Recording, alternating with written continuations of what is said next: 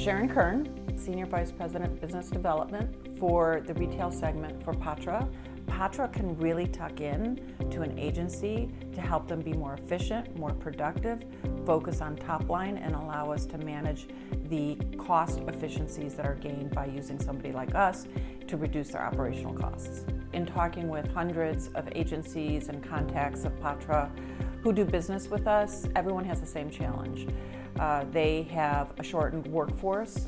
They can't attract people into the industry to join. A lot of people coming out of college don't say, hey, I'm dying to get into insurance. They don't have succession plans. The industry has been aging out for the last several years.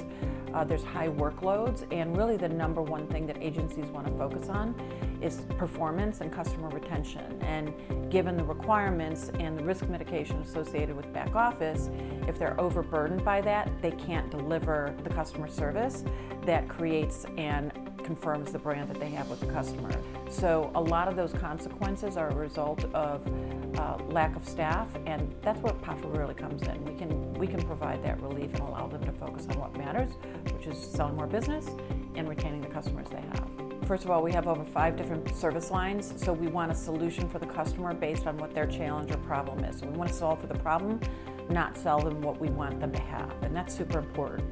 So the outcomes can be focused on different things within our service line. So when we do the back office processing, we become really efficient because we don't require them to pay for a full-time equivalent. We charge for work that's produced.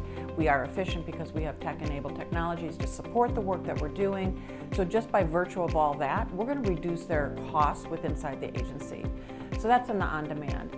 In Select, sometimes we do an ROI analysis. We said, okay, let's talk about your small book business. 9 times out of 10, their small book business is at a loss. They aren't earning any money on it.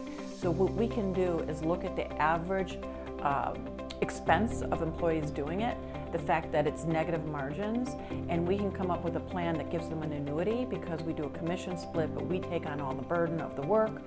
We have all the employees' overhead expense, and we practice what we preach by also using our on-demand services to support the back office. So we can become very efficient depending on the service model. Another version would be, they don't have administrative tasks that they can get done.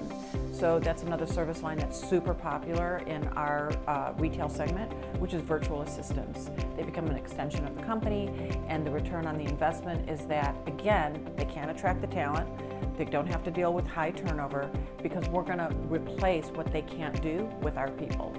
On average, what we see in the industry is that if you take the gross sales of an agency, if they're not spending at least 2% on outsourced servicing, they're probably going to be very, very inefficient. They're probably spending more than they need to. So if they've never done outsourcing, which most people have to this day, but it's an education for them, right?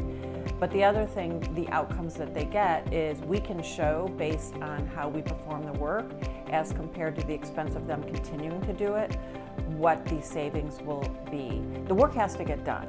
It just comes down to a decision who's going to do the work and at what price.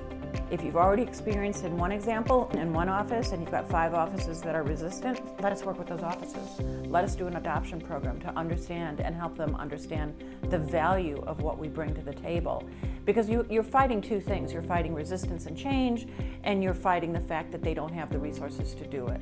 So we can help them overcome that by building the trust, showing them the results that we have, showing them actual case studies. This isn't the first time we've done this, so that they can have the confidence that we can do the job that needs to be done.